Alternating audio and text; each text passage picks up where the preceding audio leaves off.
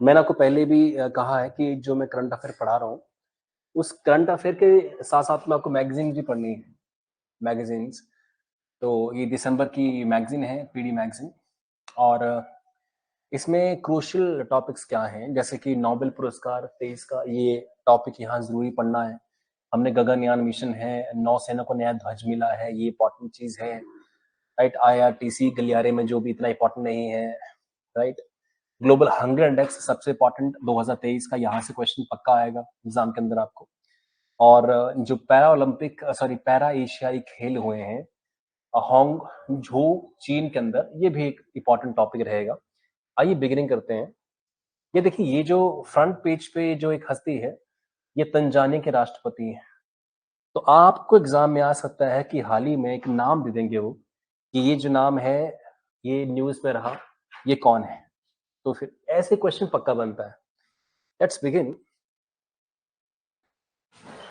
Understanding.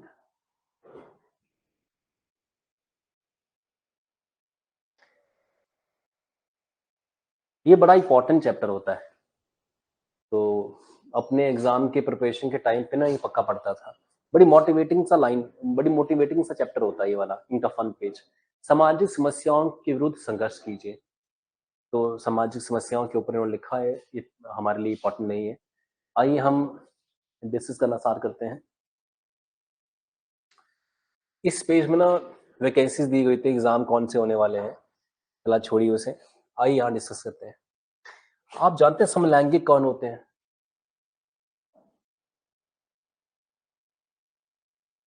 दिख रहा आपको?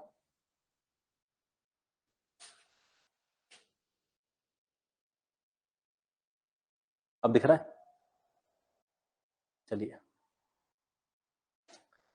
समलैंगिक विवाहों की को कानूनी मान्यता नहीं मिलेगी। लिखते जाइए टॉपिक्स में जो बोलते हैं, लिखते जाएंगे आप। ये हमने पूरी मैगजीन निपटा देनी है 2 दिन के अंदर। समलैंगिक क्या होते हैं? होमोसेक्सुअल। याद है आपको? होमोसेक्सुअलिटी क्या होती है? होमोसेक्सुअलिटी मींस सेम जेंडर के लोग आपस में शादी करना चाह रहे हैं, वही तो समलैंगिक विवाह होते हैं। मींस विमेन विमेन से, मैन मैन से शादी करना चाहते हैं। तो इसकी इजाजत फिलहाल नहीं मिली है सुप्रीम कोर्ट से।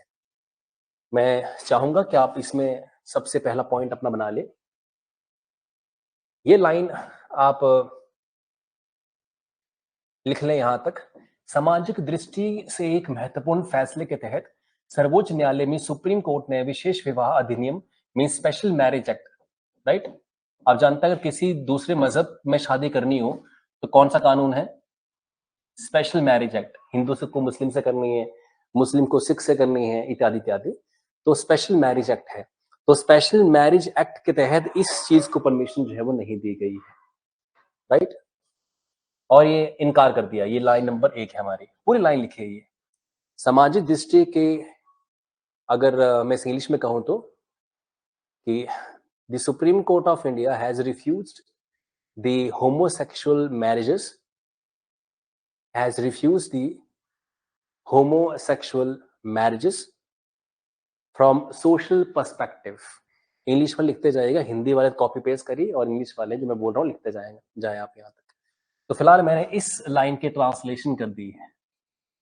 ये फैसला कब सुनाया गया? 17 अक्टूबर 2023 को। एग्जाम में नहीं आएगा पर फिर भी लिख लो इस चीज को। This decision was given on 17 अक्टूबर 2023। यह निर्णय 17 अक्टूबर 2023 को सुनाया गया। ये लिखेंगे आप, और इसके बाद, ये लिखने के बाद अगला चीज आप इसमें लिखेंगे कि ये जो फैसला आया कि समलैंगिक को विवाह करने की इजाजत नहीं है, ये कितने बहुमत से आया है? 3-2 के बहुमत से आया है। सुप्रीम कोर्ट के अंदर 3 जज ने उसके खिलाफ कहा है शादी की और 2 उसके पक्ष में भी थे। तो लिखिए, फैसला 3-2 के बहुमत से सुनाया गया है। This decision is given by 2-3 majority.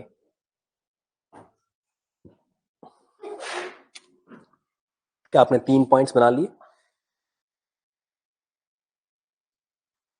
अब इसमें हम नहीं जाएंगे कि ये देखो 3 और 2 में टोटल संसदीय जो एक बेंच थी कितने की थी? संसदीय संविधान पीठ कितने की थी? 5 लोगों की थी। 5 जज की थी ये संवैधानिक पीठ। तो इसमें किसने क्या कहा हम उसमें नहीं जाएंगे, बट आप खुद सोचिए कि समलैंगिकों को अगर विवाह की परमिशन दे दी जाए, तो विवाह की परमिशन देने के बाद अडॉप्शन राइट भी देने पड़ते हैं। मैंने उस दिन कहा था आपको, तो अगर बच्चों को अडॉप्ट करना पड़े उन्हें, तो कैसे वो, क्या उनकी वो परवरिश कर पाएंगे प्रॉपर तरीके से? अगर एक मैन और मैन है आपस में कपल, तो क्या एक बेबी गर्ल को वो चीजें वो दे पाएंगे, उसके इमोशन को समझ पाएंगे, इत्यादि इत्यादि? तो बहुत मुश्किल सा काम हो जाएगा। इसलिए सुप्रीम कोर्ट ने काफी बातें कहते हुए ऐसा कहा है। हमारे देश में ये जो कम्युनिटी है, अब इसे एलजीबीटी के साथ में ना QIA भी कहा जा रहा है। एग्जाम में आ सकता है कि एलजीबीटी QIA की फुल फॉर्म क्या है। देखिए नेक्स्ट पॉइंट में, समलैंगिकता समलैंगिकता को आजकल LGBTQIA से परिभाषित किया जा रहा है। Homosexuality is defined with LGBTQIA community, with LGBTQIA community। LGBTQIA, L से क्या हुआ? लेस्बियन, मीन्स आप जानते हैं women who is attracted towards a women। Gay man attraction towards man, bisexually दोनों तरफ उनकी अट्रैक्शन होती है। ट्रांसजेंडर वही पैदा होते हैं किसी और जेंडर में, उनका इमोशन बाद में चेंज हो जाता है, वो ट्रांसजेंडर होते हैं। क्वीर होते हैं जो सेम ही जेंडर के हैं, थोड़ा सा ओरिएंटेशन का डिफरेंट होता है। तो इंटरसेक्स वाले हैं, असेक्सुअल हैं और अदर हैं, ये इनका फुल फॉर्म है।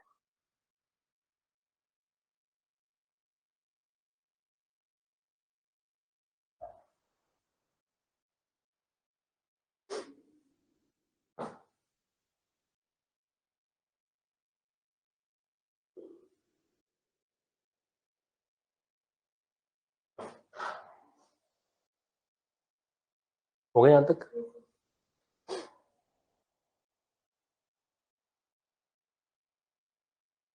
त्रिपुरा में ना 2 आतंकी संगठनों को जो आतंकी घोषित कर दिया गया है। एक काम करते, लिखिए लेते हैं इसको भी, लिखिए, टाइटल डालिए, The two terrorist organizations are declared. The two organizations, the two terrorist organizations are banned in Tripura।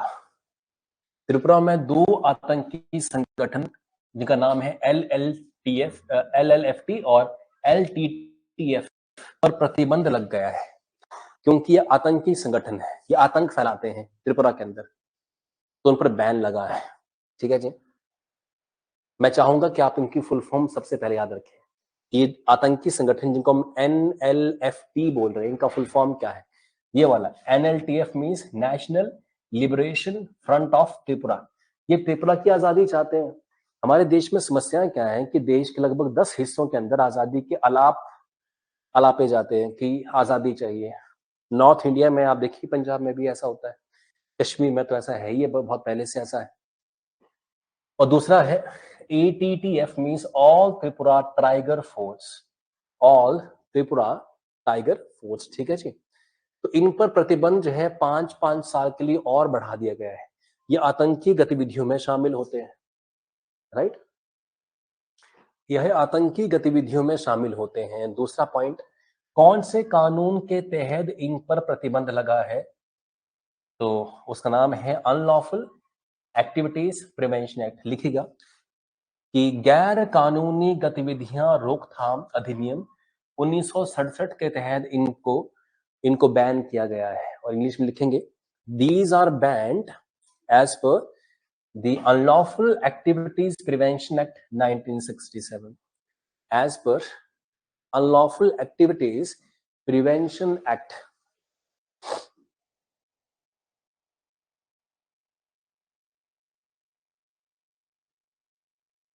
इनको प्रतिबंधित किया गया है। हो गया यहां तक? फटाफट लिखना आपने, फटाफट भी स्पीड रखिए।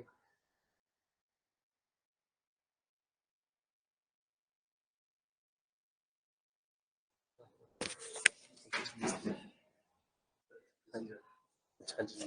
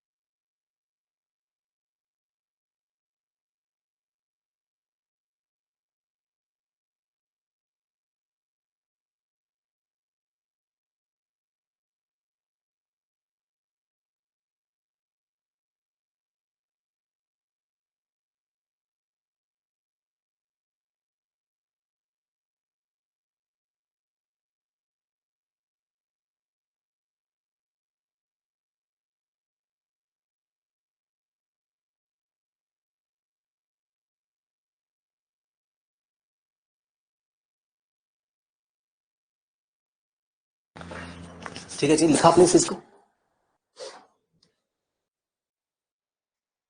और भी कई तरह के आतंकी संगठन हैं जो बैन हो चुके हैं, है ना। अगर भारत में आप आतंक फैलाओगे तो बैन तो किया जाएगा भी आपको, सीधी सी बात है। कौन कौन से आतंकी संगठन हैं जो बैन हो चुके हैं इस कानून के तहत? गैर कानूनी गतिविधि अधिनियम 1967, बड़ा खतरनाक कानून है ये, बड़ा ही खतरनाक। फिल्म थी एक दिल जले, उसमें शाखा को इसी कानून के अंदर अंदर किया गया था, रिमेम्बर नॉट। तो इसके तहत होता क्या कि प्रूफ ही नहीं चाहिए, प्रूफ देना ही नहीं है, सीधे जेल में बंदा कैद हो जाएगा, राइट।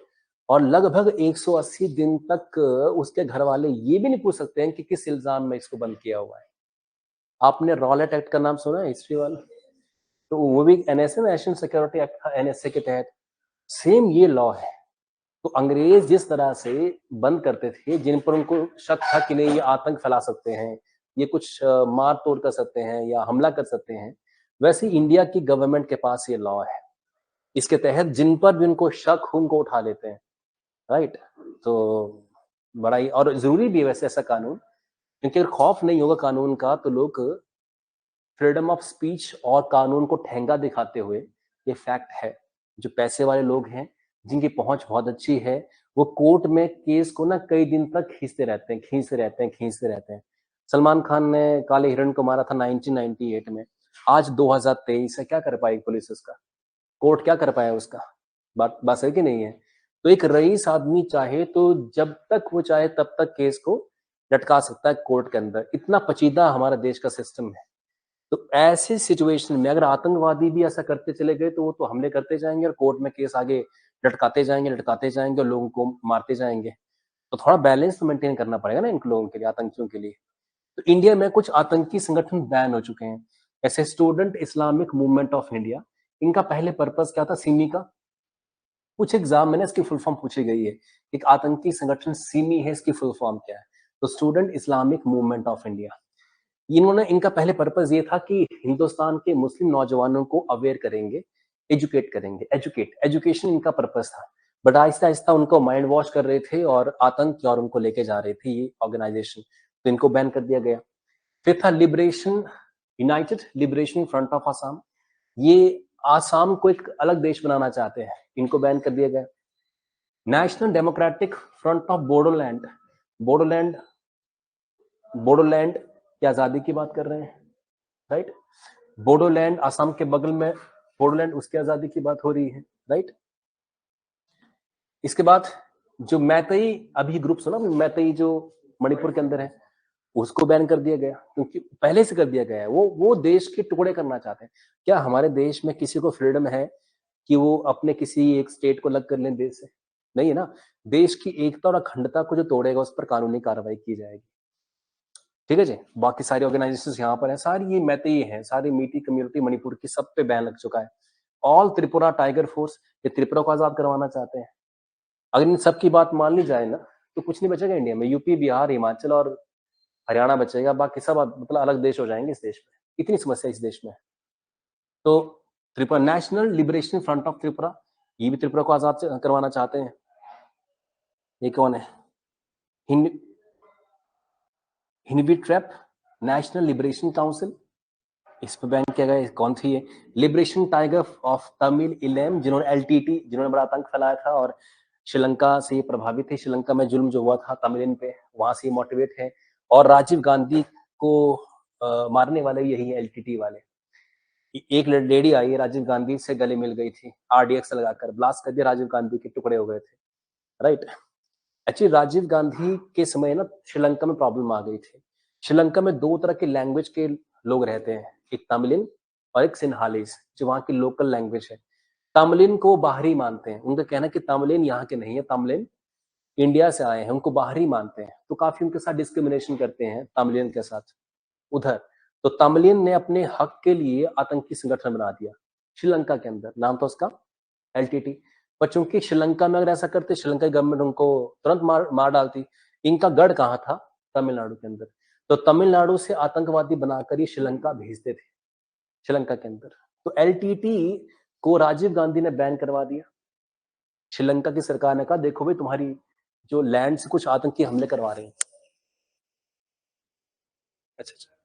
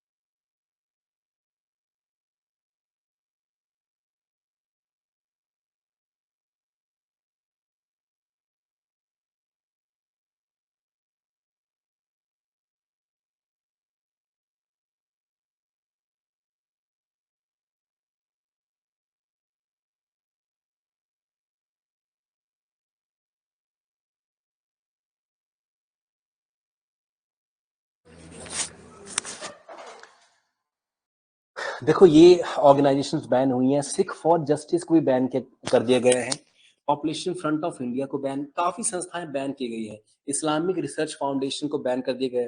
ज्यादातर आप देख पा रहे हैं यहाँ पे कि कुछ हाल फिलहाल में आतंकी संगठन जो इस्लाम से जुड़े हुए हैं उनको बैन कर दिया गया है, और कुछ ज्यादातर कश्मीर में ही बैन हुए हैं, जैसे Jammu and Kashmir liberation front, जो यासीन मलिक जिसका मुंह टेढ़ा सा है, उसका उसको बैन कर दिया गया है, उसकी संस्था को। उसने बहुत फायदा उठाया है कश्मीर के अंदर मनमोहन सिंह का।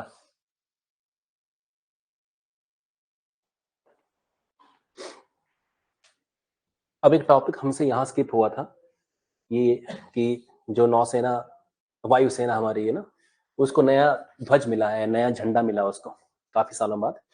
झंडे इंडिया के बदलते रहे हैं, झंडे इंडिया के भी आप देखेंगे 1928 1942 झंडा बदला है, वायुसेना का झंडा बदला गया है, कुछ पे चेंजेस किए गए हैं।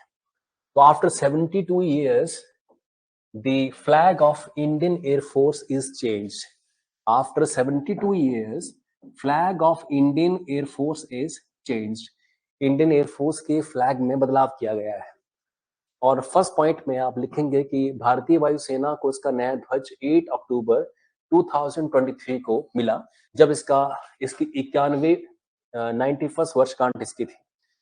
तो लिखेगा on the occasion of 91st establishment year, 91st establishment year.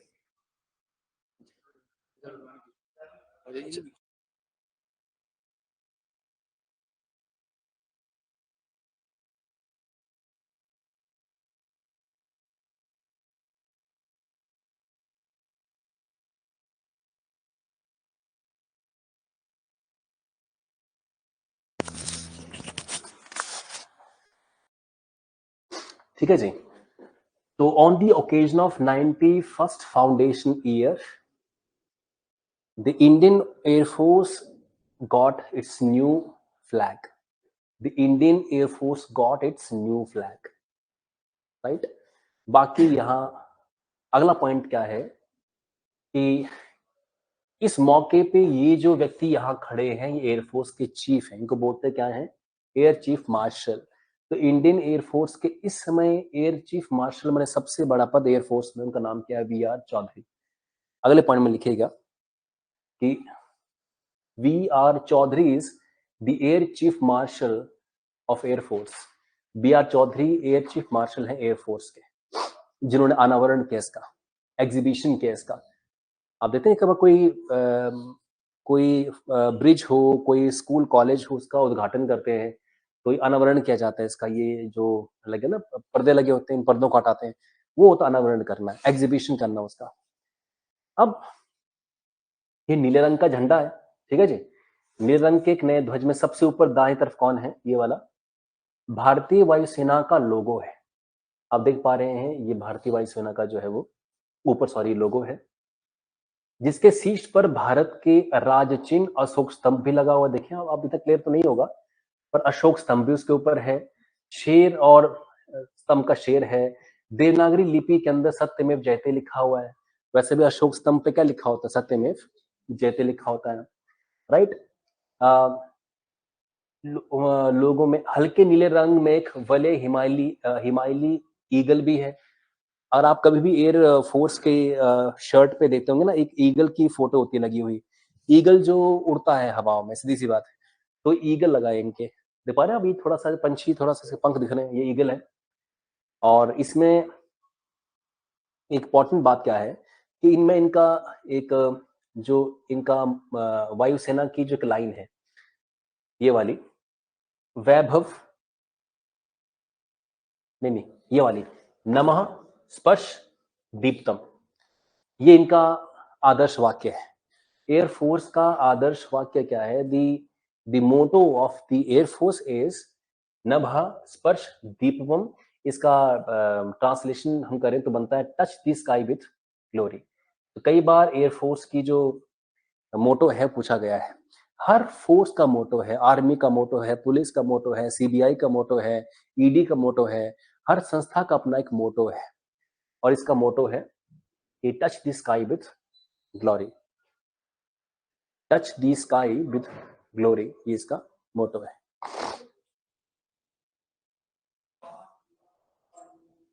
Right जी। आगे बढ़े, 3-4 बातें बस आपने नोट करनी थी यहां तक।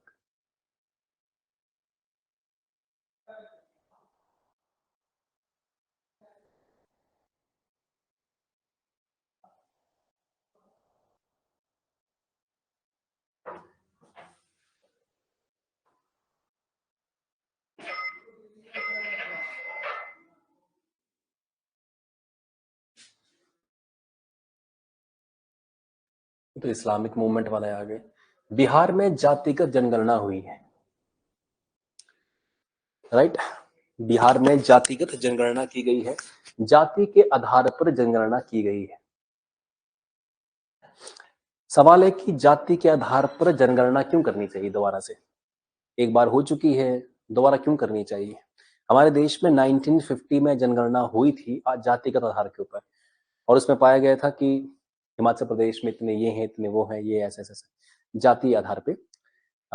मगर उसके बाद नहीं हुआ। सेंसस जो था, सेंसस, उसमें शेड्यूल कास्ट, शेड्यूल ट्राइब लिखते हैं, नहीं लिखते कि कितने ये है, कितने, मतलब शेड्यूल कास्ट लिखते हैं ना उसके अंदर, कि जाति अंदर ब्यौरा दे देते हैं।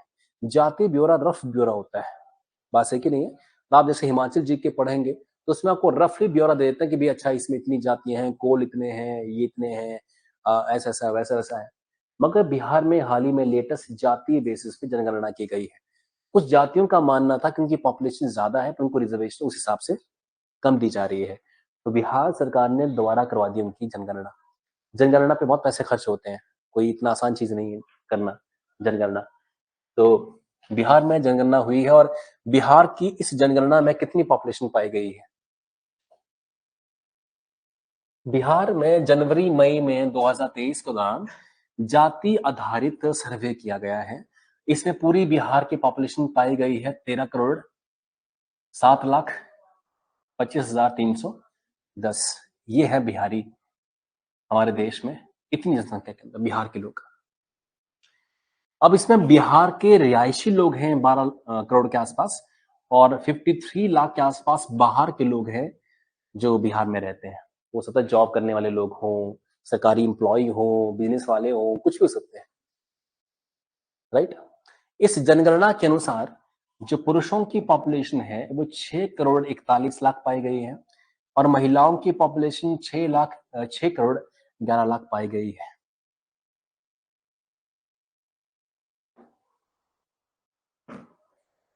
और सेक्स रेशियो कितना पाया गया? 9:53। एग्जाम में क्वेश्चन पूछ सकते हैं कि हाल ही में किस राज्य के अंदर जातिगत जनगणना हुई है।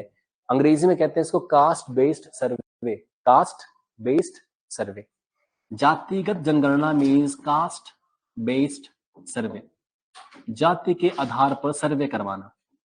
तो ये सर्वे बिहार में हुआ है, और उसके, हाँ जी, गुड मॉर्निंग, उसके अकॉर्डिंग जो सेक्स रेशियो है या जेंडर रेशियो है वो 953 है। इसका मतलब क्या होता है बता सकता है मुझे? मीन्स 1000 पुरुषों के मुकाबले कितनी महिलाएं हैं? 9। सेक्स रेशियो, लिंग अनुपात आपने सुना होगा ये। अब जातिगत जनगणना जो हुई उसके आधार पर बिहार का जो पिछड़ा वर्ग है, बैकवर्ड, जैसे पूरे देश में आप जानते हैं ना, जैसे एक होता है शेड्यूल कास्ट, एक होता है शेड्यूल ट्राइब, एक होता है ओबीसी, अदर बैकवर्ड क्लासेस। हमारे हिमाचल में तो ऐसा है। तो हमारे हिमाचल में अति बैकवर्ड और कम बैकवर्ड कुछ भी नहीं है, सीधे क्या है? ओबीसी है।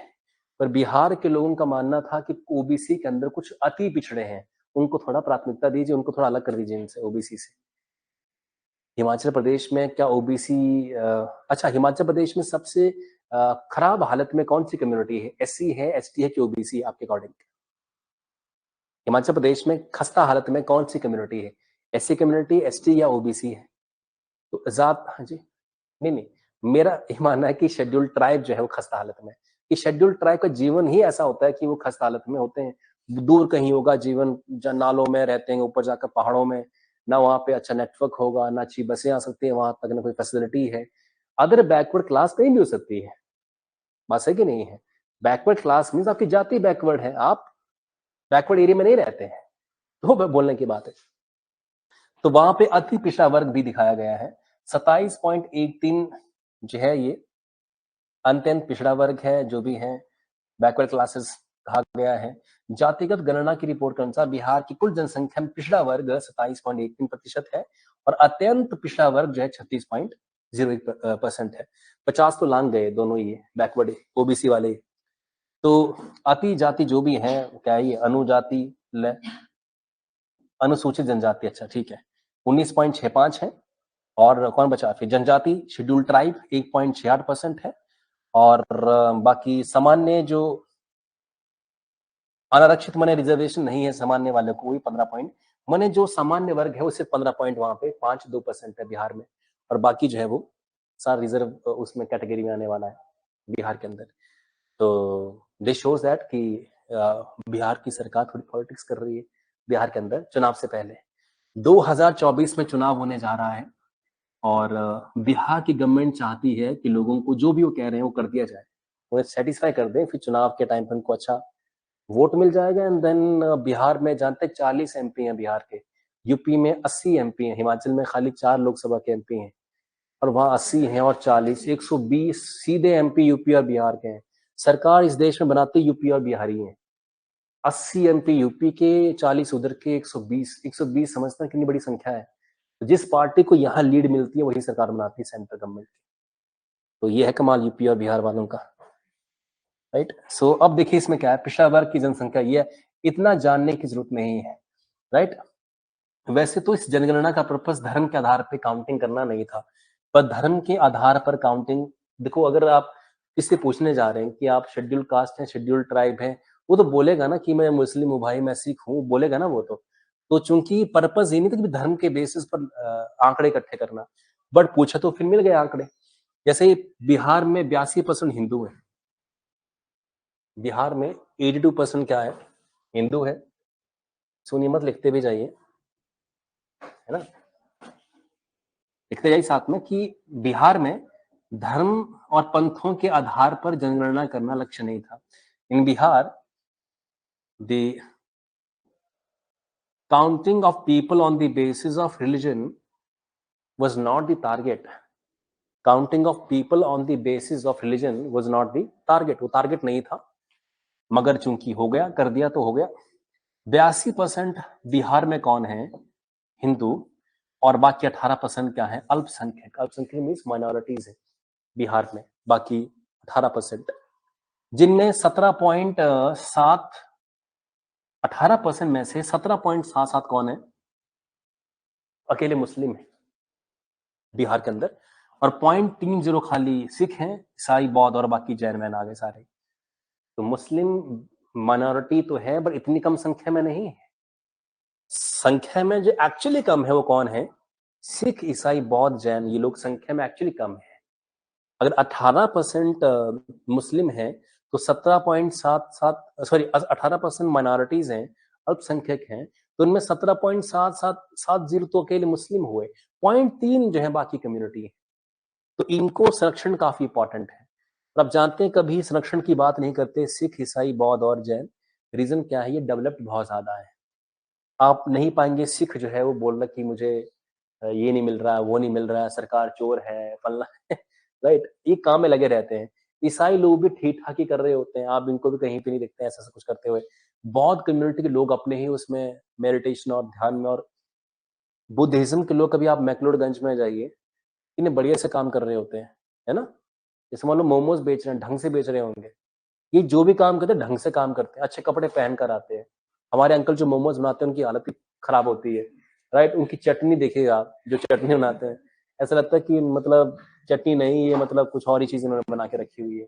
अनहाइजीन वहां पे अपने हाई लेवल पे होती है, उस एरिया के अंदर अनहाइजीन हाई लेवल पे होती है। मक्खियां जो है वो राउंड मार रही हैं, सीबीआई की तरह रेड मार रही हैं उनकी चटनी पे। इट मीन्स की काम ये बड़े ढंग से करते हैं लोग। जो इनकी दुकान में जाइए कभी भी, अगर बौद्ध वालों की दुकान अगर चंबा में कहीं है, देखना कि ना टिप टॉप तरीके से कपड़े बेच रहे होते हैं, ढंग से बात कर रहे होते हैं, राइट। हमारे लोग जो है पॉलिटिक्स डिस्कस कर रहे होते हैं कि यार ये एमएलए बेकार बंदा है, या फलना एमपी जो ठीक काम नहीं कर रहा है। विच मीन्स कि ये लोग अपने काम से मतलब रखते हैं, इस कारण से कम्युनिटी की मांगती नहीं है। जैन को देखिए आप, जैन कम्युनिटी के ज्यादा लोग बिजनेस में और बहुत अच्छे सेटअप है इनके, बहुत बढ़िया सेटअप है। तो ये फटीचर हालत में कौन है, मुस्लिम कम्युनिटी। ऐसा क्यों है, क्योंकि फटीचर हालत है कि क्योंकि जो इनके लीडर हैं, जो पॉलिटिशियन हैं, वो चाहते ही नहीं कि मुस्लिम तबका थोड़ा अवेयर हो। अगर अवेयर हो गए मुस्लिम कम्युनिटी ना, तो उनकी पॉलिटिक्स में फिर दिक्कत आ जाएगी। दो पॉलिटिशियन है इंडिया में, अकरुद्दीन ओवैसी और असदुद्दीन ओवैसी, ये दो ओवैसी ब्रदर्स, ये तो उनके लीडर हैं। तो जैसे लीडर वैसी कम्युनिटी की हाल होगी ना। लीडर ही आप ऐसा चुनेंगे तो क्या होगा फिर, वो हमेशा बरगलाते हैं कि नहीं जो कुछ बुरा हो रहा है मोदी ही बुरा कर रहा है, जो कुछ कर रहा है यही बुरा कर रहा है। तो आदमी खुद के बारे में नहीं सोचता फिर कि हम क्यों नहीं काम कर पा रहे। Nobody stop you from doing anything, hard work करने से कोई रोकता नहीं किसी को, मगर फिर इस कारण से भी एक मानसिकता बन चुकी है कि इस देश में कुछ नहीं होगा मुस्लिम्स का। वो थोड़ी रॉन्ग मानसिकता है। चलिए, अब बिहार में सबसे ज्यादा कौन है, बाकी बातें आप छोड़िए। देखिए हिंदू है 81.9%, इस्लाम के लोग हैं 17.70%, ईसाई है 0.015%, सिख है 0.011%, बहुत इतने ये सारे आपके आ गए। बिहार में सबसे बड़ी जाति कौन सी है? वही लालू प्रसाद यादव वाली जाति, 14.27, ये उसकी कम्युनिटी के लोग हैं। रविदास कम्युनिटी, वही आपकी जो रविदासीन कम्युनिटी शेड्यूल्ड कास्ट होती है, रविदास, ये 5.25 है। खुशवाहा है, जो कतने वतने काम करते हैं, जो भी हैं। ब्राह्मण 3.66 हैं। मोमिन जो है वो 3.55 है। देखो राजपूत कोई काम नहीं बचा, डेवलपमेंट करो, इंडस्ट्री लगाओ यार, क्या कर रहे हो लोग? कुर्मी भी, भूमियार कितने हैं, काउंटिंग करवा रहे, नौकरी नहीं है, भूखे मर रहे लोग सारे। मोमिन ये है, राजपूत 3.45 है। मुसहर जो है 3.9, कुर्मी ये हैं, भूमियार जो भूमि वाले लैंड वाले लोग होते हैं वहां पे भूमियार होते हैं। मल्लाह जो नाव चलाएगा वो उसी काउंटिंग मार दी इन्होंने। बनिया जो है जो दुकान चलाएगा। कानू पता नहीं क्या करेगा। धानुक है, फिर चंद्रवंशी है, नाई है, बढ़ई है, धनिया है। धनिया प्रजापति, गुजरा, ये क्या हो रहा है, क्या चल रहा है? ये शो करता है कि सरकार की अप्रोच क्या है। बिहार अगर डेवलप नहीं हुआ, ये कारण उसके पीछे है। लोग खुश हो जाएंगे, देखो हमारी काउंटिंग कर दी, तो क्या हो, काउंटिंग हमारी कर दी तो काउंटिंग करने से क्या मिल गया उसे? गवर्नमेंट जॉब खाली 2% है, 99% जॉब कौन सी है? 98% प्राइवेट जॉब है। इंडस्ट्री को लाओ बिहार में, इंडस्ट्री को लाओ तो नौकरी मिलेंगी। सारे बिहारी कभी हिमाचल के बद्दी में है, सारे बिहारी दिल्ली में जमे हुए हैं, चंडीगढ़ से देखे कर हर जगह में, पठानकोट, आपके घर में भी आई थिंक कई बार काम करवाने के लिए बिहारी मिस्त्री पहुंच जाते हैं। तो इनको ये सिर्फ रोजमर्रा के जीवन को जीने के लिए नौकरी करने आ रहे हैं। Can you believe that? Right? जैसे बिहारी को देखना आप, जैसे अ, चावल जो है वो 1 किलो लेंगे दुकान से, आधा किलो चावल लेंगे। रीजन क्या है कि उनका जो अप्रोच है वो एक दिन का ही है। इतनी सेविंग उनके पास नहीं है, इतनी दूर से मिस्त्री का काम करने आए हैं आप।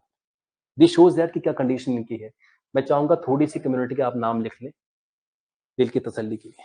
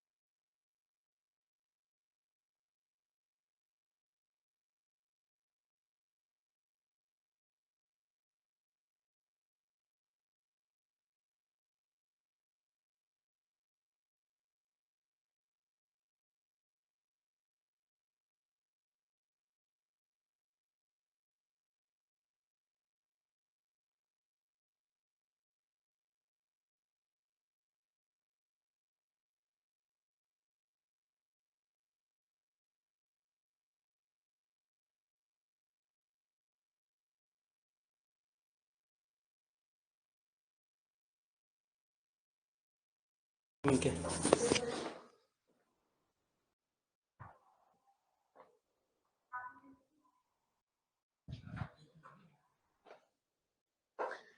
ओके, विधानसभा चुनाव हुए छत्तीसगढ़, राजस्थान, मध्य प्रदेश, तेलंगाना और मिजोरम के अंदर।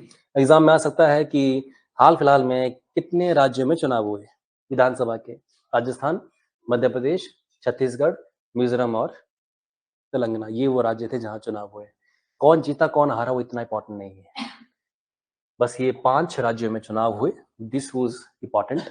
इनके सीएम की लिस्ट आप बाद में तैयार कर लेना। राजस्थान के अंदर 3 नए जिले बने हैं।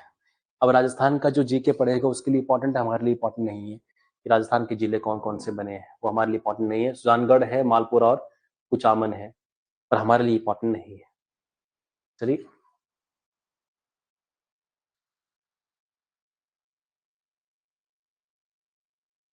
अब ये इंटरनेशनल घटनाक्रम है, इंटरनेशनल न्यूज है। मालदीव के विपक्षी उम्मीदवार मोहम्मद मईजू नए राष्ट्रपति बने हैं। इनका नाम ठीक से नोट कर लेना। 2 ही बातें हम यहां से नोट करेंगे कि ये कहाँ के राष्ट्रपति बने, दूसरा ये कौन सी पार्टी से आते हैं। मालदीवियन डेमोक्रेटिक पार्टी से आते हैं। दो बातें आप इनके बारे में प्लीज नोट कर लें। तो फर्स्ट पॉइंट होगा कि मोहम्मद मोइजू हाल ही में जो मालदीव के राष्ट्रपति निर्वाचित हुए हैं। Recently Mohammed Muizzu elected as the president of Maldives, the president of Maldives. एक पॉइंट।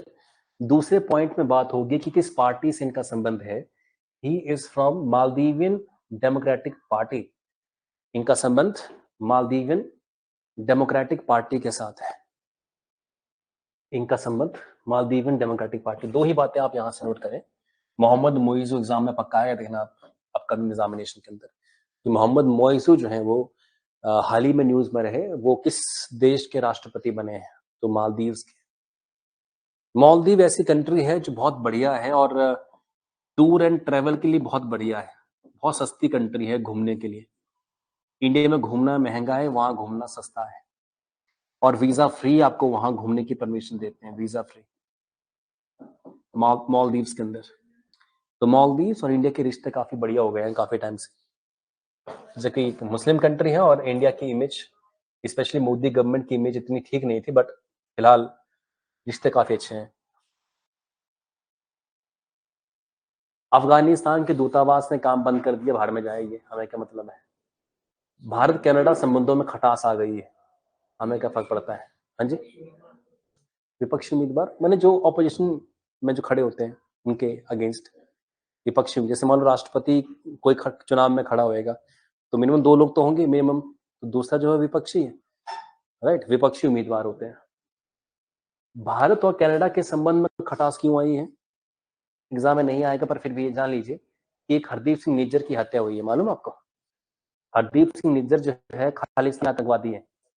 हरदीप सिंह निज्जर खालिस्तान की मांग करता है कि हमें जो पंजाब है अलग चाहिए, पंजाब को अलग करो। तो इसकी हत्या हुई और इसमें इल्जाम इंडियन गवर्नमेंट पे लगा दिया, किसने मारा इसको। इवन कनाडा की गवर्नमेंट कह रही है किसकी जांच की जाती है कि इंडियन गवर्नमेंट इसमें इन्वॉल्व है। वहां की जस्टिन ट्रूडो, वहां का पीएम कह रहा है कि इंडियन गवर्नमेंट की यहाँ पे इन्वॉल्वमेंट उनको नजर आ रही है। इतना फ्रैंकली बोल रहा है, ओपनली बोला, इल्जाम लगा रहा है। ये कोई सास बहू का सीरियल है कि कुछ ही बोल दीजिए। तो विच मीन्स दैट उनका इस तरह से ओपनली क्रिटिसाइज करना गवर्नमेंट ऑफ इंडिया को रास नहीं आया है, और इस कारण से इंडिया और कनाडा के रिलेशनशिप में खटास आ गई है।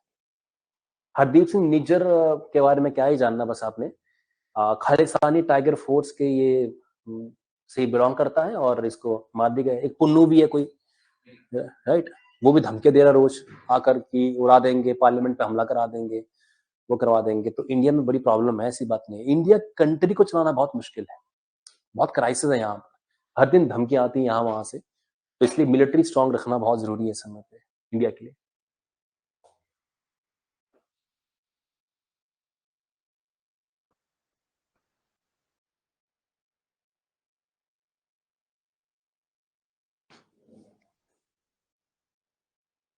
भारत चीन के बीच में कमांडर लेवल की टॉक हुई है, इतना इंपॉर्टेंट नहीं है।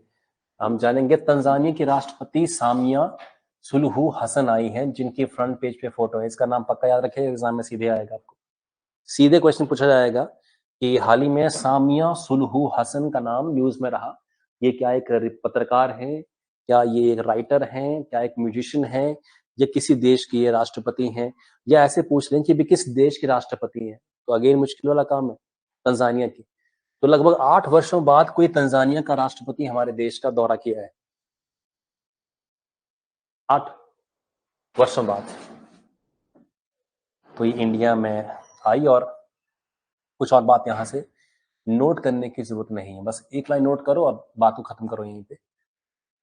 थोड़ा सा पढ़ना है, क्लैरिटी पूरी लानी है, ज्यादा पढ़ के कुछ नहीं मिलता है। बहुत ज्यादा पढ़ेंगे तो याद कम रहेगा, फायदा क्या है। हमारे पास मेमोरी बहुत कम है ना। तो इतनी मेमोरी नहीं कि आप लोग सब पढ़ लें और फिर याद भी रहे एग्जाम के अंदर। कम पढ़ना है पर ऐसे पढ़ना कि जो आए फिर लग जाए। आप जानते हैं क्रिकेट को भी ओलंपिक में लॉन्च किया जाएगा। बस सवाल एग्जाम में आएगा कि कौन से ओलंपिक में, 2024 वाले कि 2028 वाले कि 2032 वाले। हर 4